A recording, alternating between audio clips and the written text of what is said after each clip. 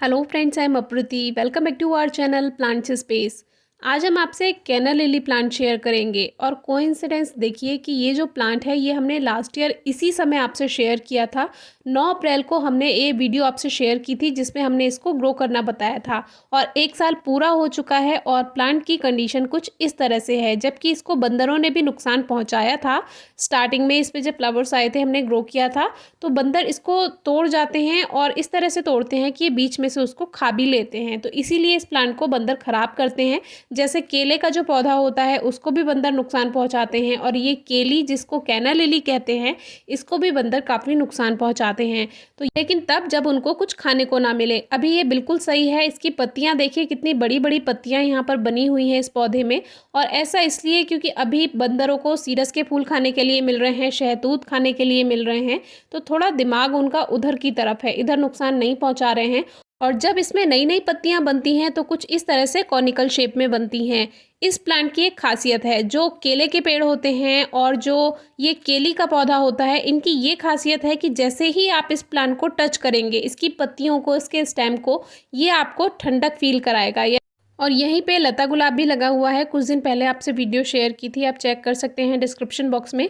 तो इसकी जो सभी पत्तियां हैं काफ़ी अच्छी बनकर आई हैं। और जब हम इसको गमले में लगाते हैं तो कोशिश कीजिए थोड़ा बड़ा गमला दें, क्योंकि इसकी जो रूट्स होती हैं वो जैसे अदरक होता है उसकी तरह इसकी रूट्स होती हैं। वीडियो आप चेक कर सकते हैं जो हमने लास्ट ईयर शेयर की थी जब इसको ग्रो किया था, उसमें दिखाया हुआ है। तो इसमें नीचे से ये पत्तियां बनती आती हैं स्पाइक में से ही, और फिर ऊपर जाके इसमें जो फ्लावर स्पाइक बनती है वो कुछ इस तरह से बनती है। इसमें डिफरेंट कलर्स भी आते हैं, जैसे कि येलो में ऑरेंज शेड है और बचपन में एक रेड कलर भी यहाँ पे था लेकिन अब वो ख़त्म हो चुका है। फिलहाल ये येलो कलर में ऑरेंज शेड वाला ही प्लांट है। जैसे अभी आपने इसकी पत्तियाँ देखी हरे रंग की थी, वैसे ही एक ब्लैक शेड में, हल्का पर्पल शेड में भी पत्तियाँ उसकी आती हैं। वो वैरायटी भी होती है, उसमें भी मोस्टली रेड कलर ही आपने देखा होगा, जगह जगह अगर लगा हुआ देखा होगा। तो ये कैना लिली होती है जिसको हम हिंदी में केली भी बोल देते हैं।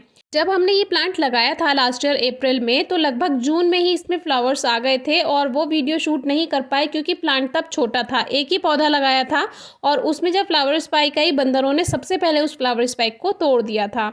आज भी मेरी नज़र अचानक इस पौधे पर पड़ी तो मुझे लगा कि इसकी वीडियो आपसे शेयर करनी चाहिए, और ख़ास तौर से तब जब इस पे फ्लावर्स आ रहे हों। तो पहला फूल खिल चुका है।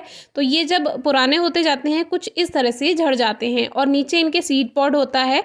हर कैना लिली में सीड पॉड नहीं तैयार होता। सीड पॉड तो तैयार होगा लेकिन उसमें सीड्स तैयार नहीं होते। जो मैच्योर प्लांट होते हैं उसी में ही सीड्स बनकर तैयार होते हैं। सीड्स भी हमने आपको दिखाए हैं वीडियो में, आप चेक कर सकते हैं।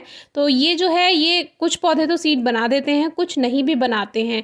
तो इस तरह से जो इसकी कलियां होती हैं इसी के नीचे सीड पॉड होता है, और जब वो फूल बन जाता है उसमें पॉलिनेशन होता है, वहीं से ही इसमें सीड्स बन जाते हैं। सीड्स इसके छोटे छोटे दाने होते हैं ब्लैक कलर के या ब्राउन कलर के, और वो गिर भी जाएं तो उनको आप कलेक्ट कर सकते हैं। लेकिन नीचे पौधों में इतनी भीड़ रहती है कि वो खो जाएंगे, इसीलिए थोड़ा ध्यान से ही कलेक्ट करें। अब देखिए इतनी ठंडी ठंडी ये पत्ती लग रही है, बहुत ही ज़्यादा ये ठंडा फील कराती है, और इसीलिए ये प्लांट आपको अपने आसपास लगाना चाहिए। ये थोड़ा टेम्परेचर को भी मेंटेन करता है। अगर आपके आसपास कहीं केली का या केले का पौधा लगा है, उसकी पत्तियों को टच करके ज़रूर देखिएगा। और इस तरह से ये देखिए काफ़ी सारे पौधे बन चुके हैं। इसमें लगभग 7-8 प्लांट हैं और किसी किसी पत्तियों में इसमें शेड भी है। तो अभी अगर ये यहाँ पे लगा रहने देंगे, ये लगातार ग्रोथ करता जाएगा। एक प्लांट से दूसरा, दूसरे प्लांट से तीसरा अपने आप बनता चला जाता है, और इसको बाहर निकालना बहुत आसान है। किसी भी प्लांट को आप जैसे बाहर निकालते हैं, उसको खींचते हैं तो वो बहुत आसानी से आ जाता है। अभी हमारे पास कोई टूल नहीं है इसलिए आपको कुछ इस तरह से दिखा रहे हैं, लेकिन अगर ये कुछ टूट जाता है तो भी ये ग्रो हो जाता है। और थोड़ा ज़्यादा हिस्सा अगर इसका टूट जाता है तो ग्रो नहीं होगा, लेकिन अगर थोड़ा बहुत इसमें जो वाइट पोर्शन होता है और एक आध रूट भी आ जाती है तो ये ग्रो हो जाता है।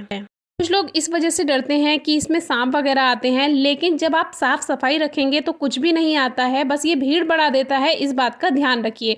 इतनी ही जगह में इसको फैलाइए जितने में आप इसकी साफ सफाई का ध्यान रख सकें। देखिए पीछे लता गुलाब यानी क्लाइंबिंग रोज भी खिले हुए हैं। तो मेरा इनको फैलाने का इरादा नहीं है, मुझे इसको कम जगह में ही रखना है। तो बीच-बीच में आप इनकी छँटाई भी कर सकते हैं, जिससे आस-पास सफाई रहे और कुछ कीड़ा-मकोड़ा इसमें आपको अगर बैठा हुआ दिखाई दे, इंसेक्ट बैठा हुआ दिखाई दे, तो दूर से ही नज़र आ जाए।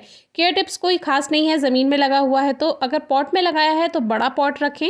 मिट्टी में हल्की नमी रहनी चाहिए, तभी अच्छी ग्रोथ करेगा, क्योंकि इस प्लांट को नमी पसंद होती है। कम धूप में प्लांट सर्वाइव नहीं करता है, कम से कम 3-4 घंटे की धूप ज़रूर मिलनी चाहिए, तो ज़्यादा अच्छी ग्रोथ होगी। नहीं तो ये ख़त्म हो जाएगा अपने आप। कोई क्वेरी हो तो पूछिएगा। Thank you.